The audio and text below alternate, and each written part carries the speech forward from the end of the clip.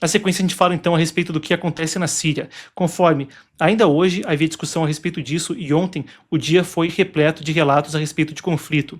Forças, então, as forças democráticas sírias, uma facção curda e uma das facções que combatia na brutal guerra civil que se estendeu entre mais ou menos os idos tempos de 2014 e 2015 até aí a queda do governo de Bashar al-Assad em 2024, dezembro de 2024, ainda ecoam. As informações que a gente tem são as seguintes: combates entre forças governistas do líder sírio Ahmed al-Sharaa, ele que assume agora o governo da Síria, e a facção liderada pelos curdos, uma minoria então étnico-religiosa no nordeste da Síria, compartilha ali uma série de regiões também, passando por Iraque, passando até partes na fronteira com o Irã.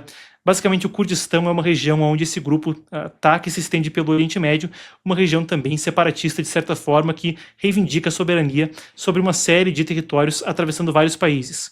Na Síria, então, as forças democráticas sírias, essa facção curda, combates se intensificaram entre eles e o governo no nordeste da Síria de ontem para hoje, depois do aparente colapso de um cessar-fogo anunciado dias antes. A gente tem aqui algumas das imagens que circulam a respeito do que vem da Síria, vocês acompanham comigo as cenas então, conforme combates são relatados com dezenas de milhares de pessoas sendo deslocadas. Ali, então, você vê as imagens de Alepo. Ao longo de janeiro, a coisa tem se intensificado. Essas imagens aí são do dia 7, então. Mas há relatos de que nos últimos dias também houve uma intensificação do conflito com mais pessoas sendo deslocadas. O governo sírio deslocou tropas para zonas onde havia ocorrido uma transição, um acordo para uma transição de controle. As unidades curdas mantinham a posição, então. Enquanto isso, uma trégua foi anunciada ontem, depois de negociações com mediação dos Estados Unidos, atuaram como interlocutor entre Damasco e a liderança então das forças curdas. O acordo previa a suspensão imediata das hostilidades, retirada das forças curdas progressivamente de certas áreas urbanas e coordenação para transferência de responsabilidades de segurança ao Estado sírio. Segundo a Reuters, o acordo não foi implementado de forma simultânea no terreno, ainda tem discordâncias a respeito da questão, com alegações de violações dos dois lados. O governo sírio está alegando o seguinte: movimentos da FDS, as forças democráticas sírias, então, atrasaram a execução do acordo, enquanto a facção curda alega que as forças governamentais avançaram antes da finalização dos mecanismos de coordenação. Aí vem uma das questões que está no cerne dessa discussão. Enquanto os combates acontecem, as zonas de conflito ficam perto de prisões onde há milhares de combatentes do Estado Islâmico, a organização terrorista que chocou o mundo com rápida expansão territorial pela Síria e pelo Iraque lá atrás, em 2015 e 2016. Isso é importantíssimo, afinal de contas, uma reemergência do Estado Islâmico seria catastrófica não só para a região, mas globalmente, conforme esse grupo também foi responsável por atentados terroristas em outras regiões do planeta. Aí eu acompanho com vocês o seguinte: a imagem que vocês vão ver na sequência do meu lado, esse mapa, ele é compilado mostrando a extensão máxima, então, que o Estado Islâmico teve de território. Lá atrás, em janeiro de 2015, vocês estão vendo uma fração imensa dos territórios de Iraque e Síria nas mãos, então, do Estado Islâmico. O que vocês estão vendo em vermelho claro, em mais claro se vê em janeiro de 2015 a extensão máxima territorial, a diferença de cor mostra a redução de território até janeiro de 2018. E o território hoje em dia é ainda menor, com pequenos bolsões ou mesmo por vezes sem controlar território, mas sendo responsável por eventualmente realizar atentados terroristas. Por exemplo, o envolvimento americano nisso está amplamente relacionado a um atentado que atingiu 6 pessoas. Isso lá atrás, em dezembro, matando 2 militares americanos e um civil americano que estava lá como tradutor. Ali começava um tensionamento maior também, pedindo que o governo sírio agisse com a questão do Estado Islâmico. A gente está falando a respeito disso para ilustrar como o conflito que acontece agora, aparentemente com um cessar-fogo que não foi bem implementado, com Times of Israel, Al Jazeera e outros veículos de diferentes matizes no Oriente Médio relatando o combate ainda hoje. O que se relata é o seguinte: os conflitos acontecem perto de locais onde prisões que detêm uma grande quantidade de terroristas do Estado Islâmico ficam. Nesse sentido, eu quero passar com vocês pelo seguinte: a situação do Al-Sharaa é complexa. Ele próprio já foi afiliado a um grupo ligado à Al-Qaeda e considerado um terrorista pelos Estados Unidos.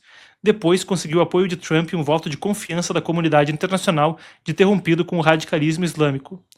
Ele está herdando um país no qual uma imensa variedade de pequenos grupos combateram por cerca de 10 anos, fragilizado por uma ditadura autoritária. Aí o Estado Islâmico é um dos fatores a se pesar conforme ele busca coesão e estabilidade. Eu tenho uma apuração aqui com números. Vamos lá. Combatentes do Estado Islâmico realizaram 117 ataques. 117 no nordeste da Síria até o final de agosto do ano passado, superando em muito os 73 ataques em todo o ano de 2024.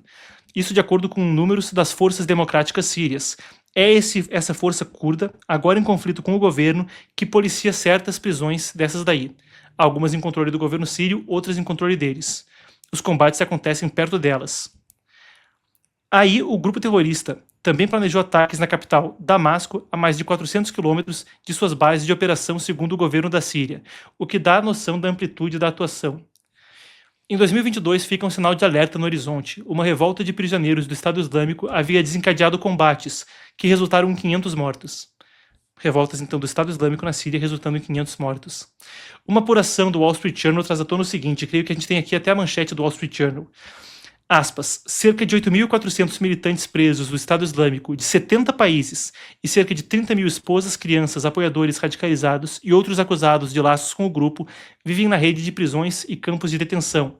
Quase metade da população é de estrangeiros, incluindo europeus e alguns americanos. Cerca de 60% são crianças, metade das quais tem menos de 12 anos. O Comando Central do Pentágono descreveu os presos em Al-Sina, uma das prisões que a gente discute agora, como um exército do Estado Islâmico preso. Se esse exército, então, sai, a coisa poderia ser catastrófica. E é aí que, de forma interessante, a gente tem parte dele aparentemente já escapando. No seguinte sentido, 120 presos em meio aos conflitos, conforme havia troca então de quem estava controlando a zona nos combates entre hoje e ontem, teriam escapado.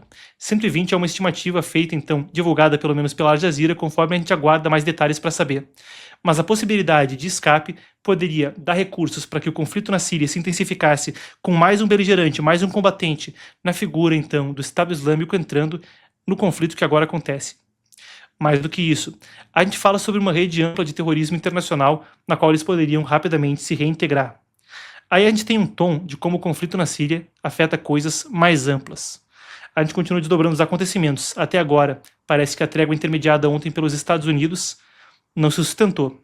Mesmo que venha a se sustentar, a gente fala já de 120 então terroristas da mais alta periculosidade que em zona de conflito conseguiram escapar em meio a fogo cruzado.